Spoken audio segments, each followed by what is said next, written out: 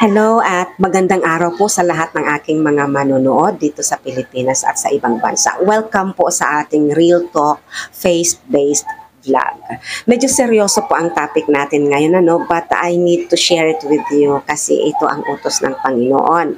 And hindi po ako nagmamalinis o nagmamagaling. Lahat po tayo nagkakasala at nagkakamali. Pero ito po ay aking ministry to share the Word of God. Opo.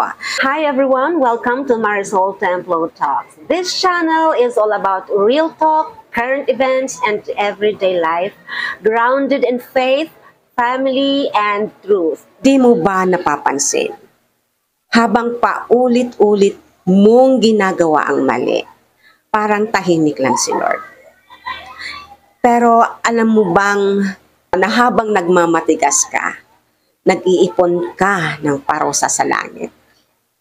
Oo, hindi mo lang nararamdaman, pero unti-unti ka nang inihahanda sa araw ng galit ng Diyos. Magbago na po tayo. Ayon po sa Romans 2 verse 5, it says here, "But because you are stubborn and refuse to turn from your sin, you are storing up terrible punishment for yourself.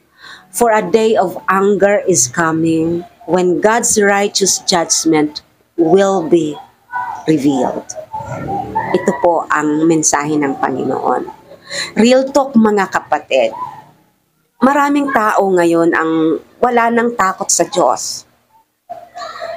Alam na nilang mali, alam na nilang hindi tama at hindi nararapat, pero tinatawanan pa. Paulit-ulit sa kasalanan, walang repentance, puro palusot. Pero malinaw po ang sabi ng Bible, you are storing up terrible punishment for yourself. Ibig sabihin, hindi mo man nararamdaman ngayon, pero lahat ng ginagawa mong pagsuway ay may katumbas na parusang iniipon. At pag dumating na yung araw ng paghuhukom, walang makakatakas, walang makakaligtas sa paghuhukom. Minsan kasi iniisip ng tao, buhay pa ako, okay pa ako, siguro okay pa ako kay Lord.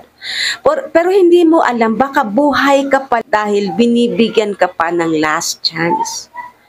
Hindi dahil okay ka pa, kundi dahil may awa pa si Lord.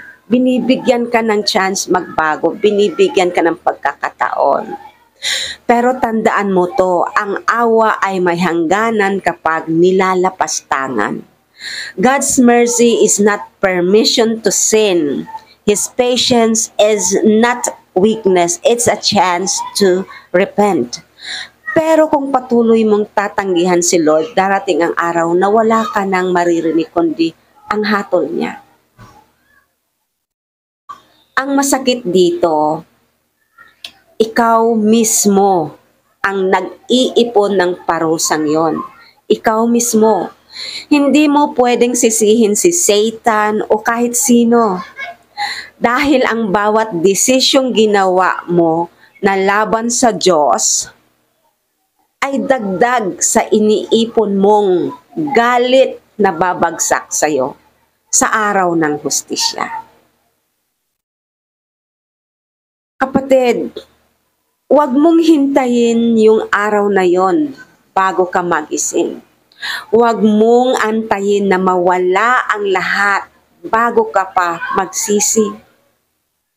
Kung ngayon alam mong tinatamaan ka ng mensaheng ito, kung ngayon alam mong kinakausap ka ng Diyos sa vlog kong ito, ibig sabihin si Lord na mismo ang kumakatok sa puso mo.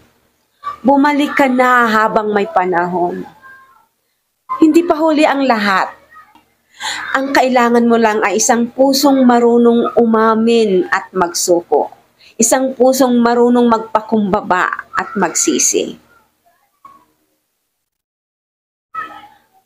Mga kapatid, seryosohin po natin si Lord. Huwag nating gawing biro ang kasalanan. Pagkat ang Panginoon ay banal. Oo, mapagmahal si Lord, pero siya rin ay makatarungan. At darating ang araw, ang lahat ng tinanim nating pagsuway, mga kasalanan, aanihin natin.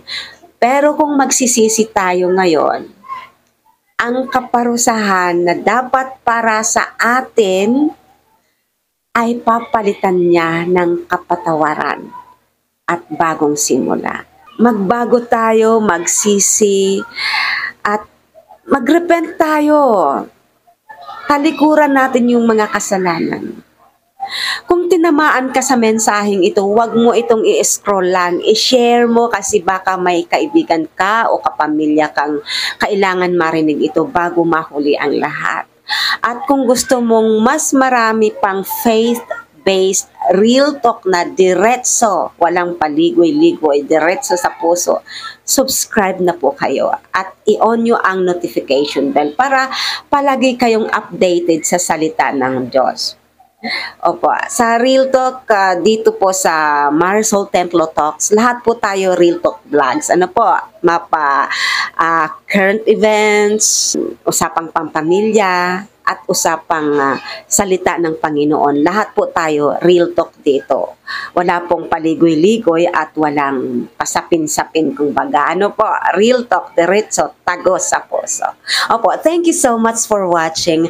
God bless you. And before we end the video, just like I always say, believe in yourself, believe in God, and share love.